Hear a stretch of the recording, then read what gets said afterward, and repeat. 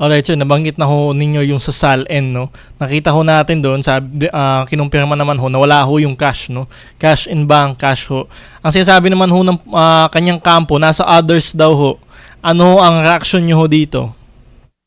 Mahirap yun kasi nakalagay sa batas na asa ng SALN, ilagay mo yung cash on hand o bank accounts mo eh. Nakalagay yon. Otherwise, kung sundin natin yung kanilang argumento, di lahat na lang pala ng public officials dito hindi i-declare yung bank account, sabihin na sa others.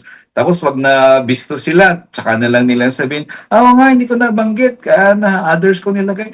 Yung purpose nga naman ng SALN is to ferret out ill-gotten wealth or unexplained wealth. Tapos ilagay mo sa others, o di lalong unexplained, di ba? Yung ordinaryong teacher, yung ordinaryong municipal clerk, pag nag-fill ng SALN, hirap na hirap. May mga kamag-anak akong government employee, hirap na hirap sila, nilalagay nila lahat eh. Tapos, ang vice presidente, hindi niya ilagay, ano siya, Diyos?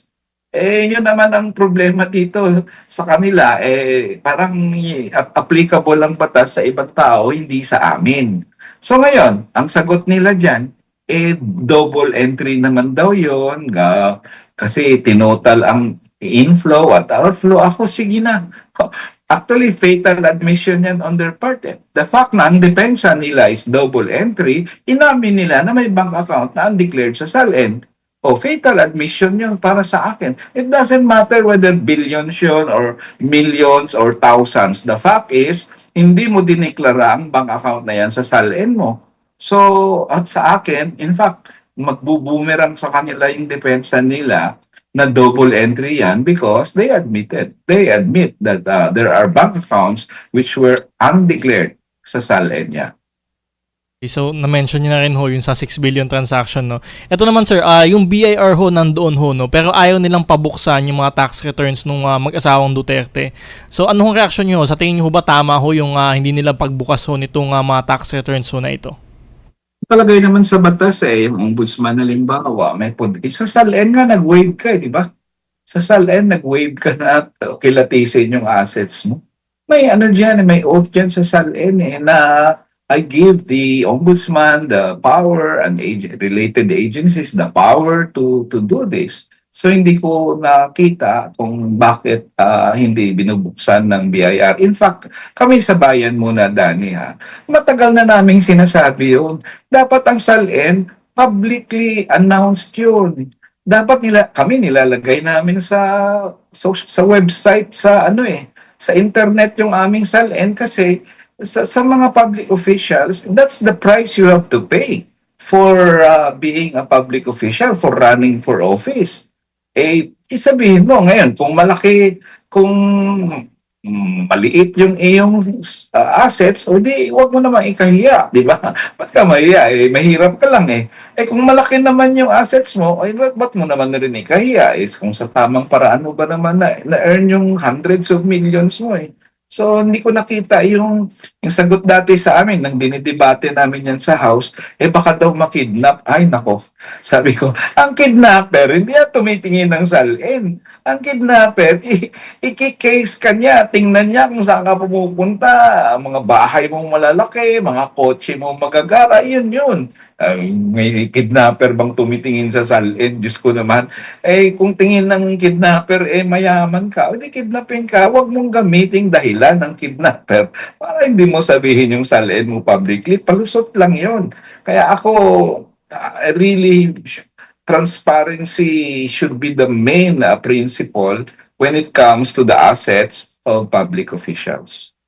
So at the rate this is going, sir, sa tingin niyo ho ba magtutuloy-tuloy na ho talaga itong impeachment kay VP Sara hanggang sa Senado?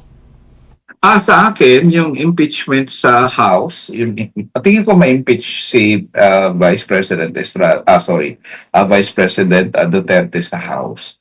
Ano na yan, ang taas na ng level. In fact, hindi lang probable cause para sa akin, at least para sa akin, mataas sa probable cause na yon.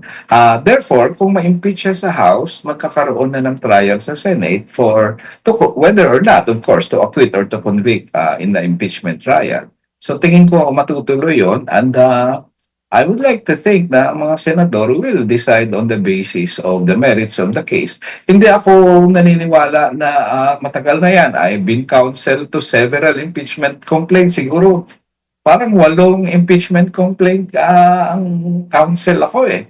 Tapos may 2 kaming impeachment complaint na lumusot, na punta ng Senado, kaya lang yung isa nag-resign, si Ombudsman Merceditas Gutierrez, na ang argument ko noon, hindi dapat ihinto ang impeachment trial just because the impeachable official resigned kasi there are 2 penalties in the Constitution for impeachment for impeachable officials The first is removal from public office and the second is perpetual disqualification from holding public office. Nag-resign siya, so hindi na kailangan i-remove, pero di-decisionan pa rin ng impeachment court whether or not i-disqualify siya from public office. So anyway, na-dismiss yun despite our arguments.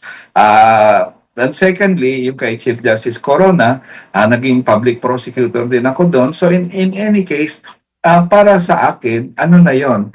Hindi ako naniniwala na purely political ang impeachment. May basic legal principles na panghahawakan dapat sa issue ng impeachment, lalo na, sabi ko nga, ito na lang yung kumbaga accountable mechanism na natira sa taong bayan.